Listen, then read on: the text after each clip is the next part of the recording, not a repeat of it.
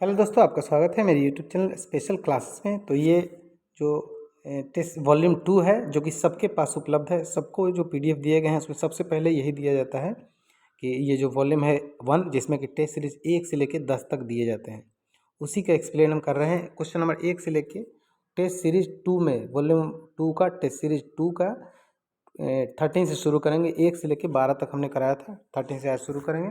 ठीक है, तो ध्यान से सुनिएगा, वीडियो किसी के साथ शेयर नहीं कीजिएगा, इसका लिंक, ठीक है, ये सिर्फ आपके लिए है। तो इसमें पूछ रहे हैं 30 नंबर क्वेश्चन में कि speed limit of A class ODC during day.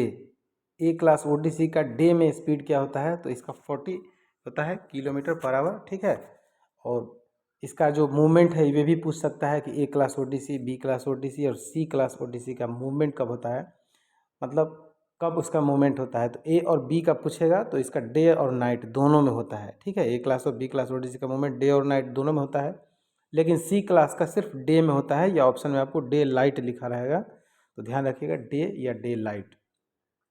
उसी तरह ए क्लास जो क्लास ओडीसी जो होता है उसका ग्रॉस क्लियरेंस जो है 9 इंच से लेके 6 इंच तक होता है। सेंटीमीटर में जाएँ तो 22.86 से लेके 15.24 तक इसका जो क्लियरेंस होता है, ग्रॉस क्लियरेंस। ठीक है, ए क्लास जो ओडीसी होता है उसका स्कोटिंग की कोई ज़रूरत नहीं है, नोट रिक्वायर्ड होता है। ठीक है, बी क्लास जो ओडीसी होता है इसके सैंक्शन अथॉरिटी जो होते हैं डीआरएम होते हैं। ग्रॉस क्लियरेंस इसका जो बी क्लास ओडीसी है उसका 6 इंच से लेकर 9 इंच तक होता है। ठीक है, स्पीड इसका 40 किलोमीटर पर आवर होता है। सैंक्शनिंग अथॉरिटी जो होते हैं सी क्लास ओडीसी के, वो सीआरएस होते हैं। स्पीड जो है इसका 25 kmph होता है। स्कोटिंग इसका एसएससी सीएनडब्ल्यू और एसएससी पीवे करते हैं। मूवमेंट इसका डे में होता है, हमने बता ही दिया। ठीक है, आगे देखते हैं question number 14। Wheel base of casnub bogie, जो कैसनो बोगी जो होता है उसका व्हील बेस 2000 mm होता है। ठीक है, उसी तरह आईसीएफ का भी होता है। आईसीएफ का 2896 यानी कि 2896 mm होता है। आईएलएचबी का 2560 यानी कि 2560 यानी 2560 होता है mm।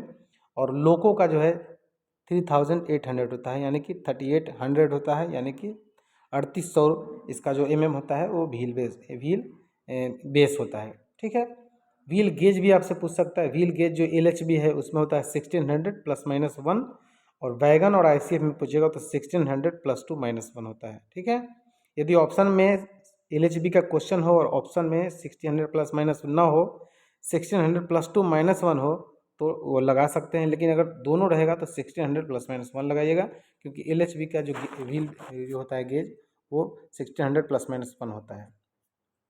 आगे देखते हैं क्वेश्चन नंबर 15।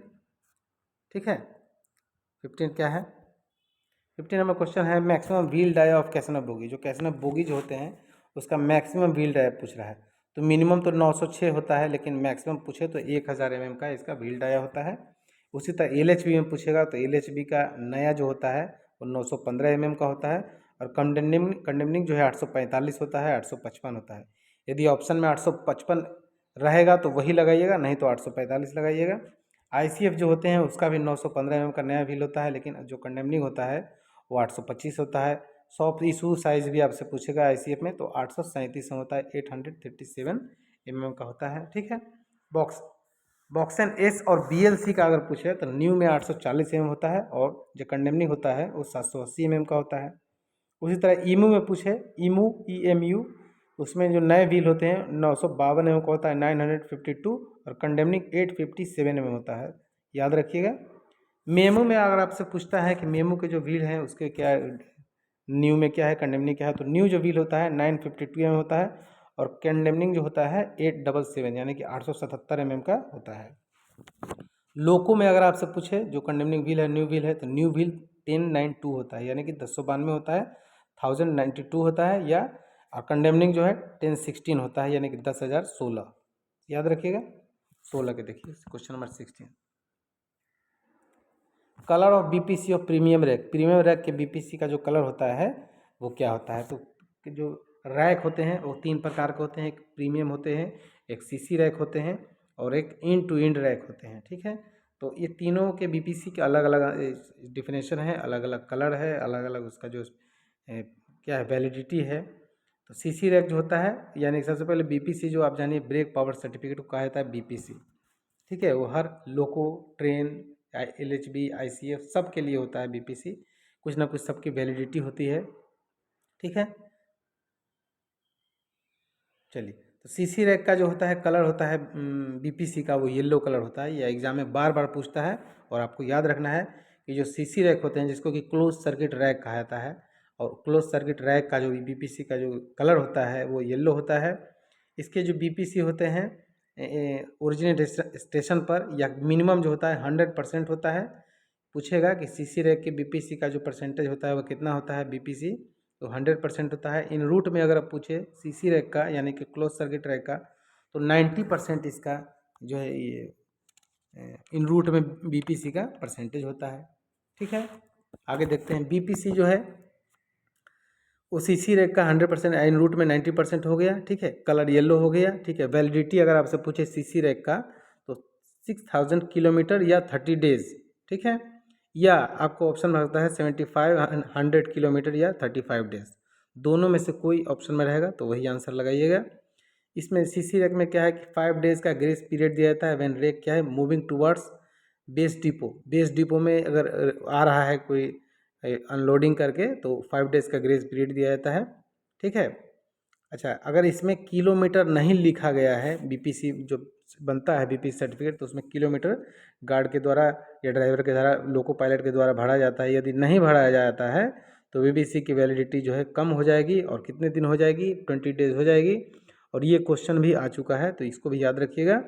या 45 किलोमीटर में अगर आप पूछे कि वैलिडिटी कितने किलोमीटर तक रह जाएगी, तो 4500 किलोमीटर तक रह जाएगी। हालांकि ऑप्शन ये अभी तक क्वेश्चन नहीं आया है, लेकिन 20 डेज वाला आ गया है, ठीक है। जब किलोमीटर नहीं शो किया जाता है तो BPC की वैलिडिटी डिक्रीज हो जाती है और 20 डेज़ की ही वैलिडिटी होती है, ठीक है। जो CC रैक होते हैं क्लोज सर्किट रैक वो जो होते हैं, उसमें 100 mH यानी कि मैन आवर 100 लगता है उसको मेंटेनेंस में, ठीक है। मेंटेन जो इसका होता है ओनली बेस डिपो में होता है, ठीक है। अच्छा, इसका कुछ ऐसा शर्त भी रखा गया है कि BPC जो है इनवैलिड हो जाएगा। तो यदि जो है 24 आवर से ज़्यादा किसी एग्जामिनेशन यार्ड में यदि रैक अगर रुक जाती है, तो इसका BPC को इनवैलिड माना जाएगा। ये बात भी याद रखिएगा, ठीक है। तो CC रैक के बारे में इतना जान लीजिए। इतना से बहुत सारे क्वेश्चन आते हैं, तो इन सब बातों को ध्यान में रखिएगा, ध्यान से सुनिएगा, वीडियो को दोबारा देखिएगा, तिबारा देखिएगा, ध्यान से सुनिएगा। कोचिंग स्टॉक में अगर BPC देखें, कुछ लोगों का कहना है कि सर आप एक्सप्लेन करते हैं तो उसको कोचिंग स्टॉक भी ले लीजिएगा, तो मैंने बोला कि ठीक है। तो कोचिंग स्टेशन में आपको मेल, एक्सप्रेस, गरीब रथ, दुरंतो कुछ भी पूछेगा, तो ओरिजिन जो स्टेशन होता है उसमें 100% BPC होता है, ठीक है। याद रखिएगा, कोचिंग स्टॉक में ओरिजिन स्टेशन पर यानी कि जहाँ से गाड़ी शुरू होगी वहाँ 100% BPC होना चाहिए। इन रूट में 90% होना चाहिए पूरा कोचिंग स्टॉक में, ठीक है। LHB का स्पेशल अगर पूछेगा कि BPC की वैलिडिटी होती है, तो 4000 किलोमीटर या 96 आवर्स, दोनों बात याद रखिएगा, 4000 किलोमीटर या 96 आवर्स तक, ठीक है। ICF में कब कहाँ तक वैलिडिटी होगी, तो 3500 किलोमीटर या 96 आवर्स तक, ठीक है। और परसेंटेज तो हमने बता दिया कि ओरिजिनल स्टेशन पर 100 और इन रूट 90%, ठीक है। अगर कुछ ऐसे पैसेंजर कोचेज जो हैं जिसमें टॉयलेट नहीं है, ठीक है, ये बहुत पुराना क्वेश्चन है, लेकिन पुराने क्वेश्चन भी आ जाते हैं।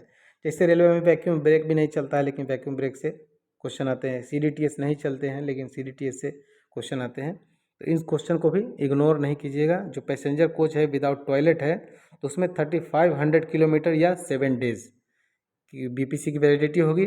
पार्सल अगर ट्रेन है, पार्सल ट्रेन, तो 4500 किलोमीटर या 10 डेज, ठीक है, तो BPC की वैलिडिटी है। अब चलिए प्रीमियम रैक की तरफ चलते हैं। प्रीमियम रैक की जो क्या होता है, अब चलते हैं प्रीमियम रैक की तरफ। प्रीमियम रैक जो है उसका जो BPC की वैलिडिटी होती है वो मिनिमम 95% होती है, ठीक है, और इन रूट में 90% होती है। दोनों याद रखिएगा प्रीमियम रैक का। इसका जो कलर होता है वो ग्रीन होता है, और CC रैक का कैसा था, येलो था। इसमें मैन आवर 75 लगते हैं, ठीक है, 75। जो इसका मेंटेन होता है एक कैटेगरी नॉमिनेटेड यार्ड में, इसका मेंटेन होता है एक कैटेगरी नॉमिनेटेड यार्ड में, ठीक है। इसकी वैलिडिटी 12 डेज प्लस 3 डेज का ग्रेस पीरियड होता है। याद रखिएगा, 12 डेज प्लस 3 डेज का ग्रेस पीरियड होता है। ये मल्टीपल लोडिंग के लिए इसको वैलिडिटी रहता है, मतलब 12 डेज में ये कभी भी कितना भी जाके लोड अनलोड कर सकता है। ठीक है, तो याद रखिएगा मल्टीपल अनलोडिंग इसके पास है। 3 डेज का ग्रेस पीरियड दिया जाता है, जो ग्रेस पीरियड 3 डेज का ग्रेस पीरियड भी दिया जाता है, यानी कि 12+3। ठीक है, 12 डेज लोडिंग और 3 डेज फॉर अनलोडिंग, मतलब कि जो 3 डेज का ग्रेस पीरियड रहता है वो नोट फॉर लोडिंग के लिए नहीं दिया जाता है, वो भी याद रखिएगा। चलिए अब देखिए एक है इन टू इन रैक, जो भी आपको जानना है। लेकिन अभी एक और बात है कि जो प्रीमियम रैक जो होते हैं उसके वैलिडिटी इनवैलिड कब हो जाते हैं बीपीसी, ये भी आपको जानना है। तो बीपीसी इनवैलिड हो जाएंगे प्रीमियम रैक के यदि 4 से ज़्यादा वैगन अगर रास्ते में चेंज हुआ हो। अगर 4 से ज़्यादा वैगन अगर रास्ते में चेंज हो गया हो किसी भी कारणवश, तो जो उसकी बीपीसी होती है रैक की वो इनवैलिड हो जाएगी। अच्छा, रैक अगर 24 आवर्स ज़्यादा एग्जामिनेशन यार्ड में अगर रुका हो तो भी बीपीसी की वैलिडिटी ख़त्म हो जाएगी। ठीक है, तो दोनों बात याद रखिएगा और इस दोनों क्वेश्चन एग्जाम में आ चुके हैं। इन टू इन रैक में आपको याद रखना है कि इसका जो वैलिडिटी होता है प्रीमियम में भी इन टू इंड होता है और जनरल इन टू इंड होता है। ठीक है, तो इन टू इंड अगर रैक आपसे पूछेगा तो 12+3 डेज का इसका जो है वैलिडिटी होता है।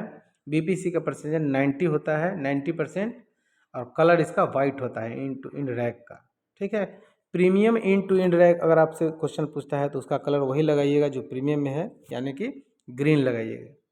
ठीक है, चलिए क्वेश्चन नंबर 17 देखते हैं। एक्सप्लेन मज़ा आ रहा होगा सुन के, क्योंकि बहुत ही डीपली आपको जो है समझाया जा रहा है और बताया जा रहा है। ध्यान से सुनिएगा, हर एक एक्सप्लेन पर क्वेश्चन बनता है, हर एक बात को ध्यान रखिएगा, सुनिएगा। Force required for releasing automatic twist lock for BLC wagon. जो बीएलसी वैगन जो होते हैं, जो कि कंटेनर वैगन होते हैं और उसमें अलग प्रकार के से जो है सीटीआरबी भी यूज होता है, अलग प्रकार की उसकी बोगी होती है, वैगन का बनावट भी अलग प्रकार का होता है, तो उससे क्वेश्चन बहुत बार बनते हैं। और बीएलसी का एक बहुत ही खूबसूरत सा पीडीएफ बनाया गया है, जो कि मैक्स हिंदी में ज़्यादा है, इंग्लिश में तो थोड़ा कम है उसमें, तो उसको ज़रूर पढ़िएगा। उससे कोई ना कोई क्वेश्चन बीएलसी से अगर आता है तो वहीं से आएंगे, इधर उधर से नहीं आएंगे। हालांकि सबको दिया गया है बीएलसी वैगन आरजे ज्ञान क्लासेस करके पीडीएफ मिला होगा। अगर किसी को नहीं मिला होगा, नए होंगे तो आप ले सकते हैं, या पुराने भी होंगे। नए वालों को तो सबको मिला है, पुराने अगर होंगे बीच में भूल गए होंगे मुझे, तो बाद में जुड़े होंगे तो ले लेंगे। ठीक है, तो फिलहाल हमको जानना है कि जो ऑटोमेटिक ट्विस्ट लॉक जो होते हैं बीएलसी में, जो कंटेनर जो होता है, इस तरह के अगर वैगन है तो इसमें कंटेनर लोड होते हैं। ठीक है, तो कंटेनर के साइज़ पर भी क्वेश्चन आता है। इसमें जो कंटेनर है अगर 2 लोड होता है तो 20 इंच का होगा। इस तरह से लिखा होगा, इंच समझिएगा, एक ही लिखा होगा, 2 नहीं। ठीक है, या 20 इंच के 2 कंटेनर या 40 इंच के 1 कंटेनर लोड होते हैं। ठीक है, बियरिंग इसका जो होता है taper two row cartridge roller bearing होता है। ठीक है, इसमें जो टोटल 8 ऑटोमेटिक ट्विस्ट लॉक दिया जाता है। ठीक है, जो लिफ्टिंग फोर्स होता है ऑटोमेटिक ट्विस्ट लॉक का वो 1000 kg का होता है, और लॉकिंग जो फोर्स होता है वो 600 kg का होता है। तो ये सब बात याद रखिएगा। और बीएलसी के वैगन में उसके जो रैक का बनावट भी अलग होता है, ऐसा भी उसका जो स्लैकलेस ड्रॉ बार उसमें होता है, लोड सेंसिंग डिवाइस उसमें होता है। तो ये सब जानकारी बहुत सारी वीडियोज़ में भी हमने दिए हैं, और वीडियोज़ जो भी अपलोड होते हैं जो जनरल चैनल है आरजे ज्ञान क्लासेस, उस चैनल पर जाके सारे वीडियोज़ को ज़रूर देखिएगा, क्योंकि जो हमसे नहीं जुड़े हुए हैं वो भी उन सारे वीडियोज़ को देखते हैं, और वो बहुत ध्यान से देखते हैं, क्योंकि उनके पास मटेरियल है नहीं, तो वो पूरे तरह से डिपेंड है उन्हीं वीडियोज़ पर। तो सारे नॉलेज वो लेते हैं, तो आपको वो सारे नॉलेज तो लेना ही है, साथ में अलग से जो आपको नॉलेज दिया जा रहा है वो भी लेना है, तभी आपका रिजल्ट होगा, नहीं तो आप उससे भी कम हो जाएंगे, क्योंकि मैक्सिमम नॉलेज वीडियोज़ में भी बहुत सारे नॉलेज मिल जाते हैं। ठीक है, तो उन सारे वीडियोज़ को एक एक करके ध्यान से देखना है, और जो अलग से अपलोड किया जाते हैं वीडियो वो भी देखना है। मटेरियल को कंटिन्यू पढ़ना है, टेस्ट सीरीज़ कंटिन्यू देना है। टेस्ट सीरीज़ देने से आपको बता रहे हैं टेस्ट में कितना फ़ायदा है। जो 30-40 क्वेश्चन चेंज कर दिया जाता है, वही सबसे बड़ा बेनिफिट अभी टेस्ट का है। ठीक है, और जो क्वेश्चन अगर आपके पास है, किसी भी डिवीज़न का क्वेश्चन है, तो कृपया कर किसी अन्य वीडियो जो यूट्यूब चैनल है उनके पास नहीं दीजिएगा। वो लोग वीडियोज़ बनाते हैं और वीडियोज़ बना के चैनल पर अपलोड करते हैं, जिससे क्या होता है क्वेश्चन वायरल होता है और सभी के पास उपलब्ध हो जाता है। आपको जो है मटेरियल को बचाना है, आपको जो जो वीडियो लिंक्स हैं या आपके पास जो पीडीएफ है वो आपको रखना है, किसी को देना नहीं है। आप किसी अन्य चैनल को देंगे तो वीडियो बनाएगा। मैं वीडियो चाहूँ तो सभी का बना सकता हूँ, जितना हमारे पास क्वेश्चन है, लगभग 92 टेस्ट हो चुके हैं, तो इतने सारे क्वेश्चंस हैं। लेकिन आप लोगों की सुरक्षा के लिए, आप लोगों के रिजल्ट के लिए मैं वीडियोज़ नहीं बनाता हूँ, क्योंकि वीडियो बनाएंगे तो सबको उतना ही नॉलेज होगा रहेगा और आप में और उसमें कोई फ़र्क भी नहीं रहेगा। तो ठीक है, किसी अन्य यूट्यूब चैनल को नहीं दीजिएगा, मैं यही बोल रहा हूँ। मैं देख रहा हूँ कि जो मैं टेस्ट लेने के लिए जो क्वेश्चन रिजर्व रखता हूँ उसका वीडियोस पहले से ही दूसरे चैनल वाले बनाते हैं, तो फिर टेस्ट का मज़ा भी नहीं आता है। ठीक है, चलिए क्वेश्चन नंबर 18 जो है वो कहता है the longitudinal movement of rail in track is called. जो CNW का एक हमने मटेरियल आप लोगों को दिया होगा, जिसमें लास्ट में 3-4 क्वेश्चन है जो कि इंजीनियरिंग डिपार्टमेंट से हैं और उससे 3-4 से क्वेश्चन से भी आ जाते हैं। तो उसमें क्या है, longitudinal movement of rail track is called, इसको क्या कहा जाता है? जो लॉन्गिट्यूडनल मूवमेंट जो होता है उसको कैंट कहा जाता है। उसके बाद 19 नंबर जो क्वेश्चन है वो है rate of variation is cross level पर मीटर इज कॉल्ड। ये भी उसी PDF से क्वेश्चन आया है। तो rate of variation is cross level पर मीटर इज कॉल्ड, इसको कहा जाता है ट्विस्ट।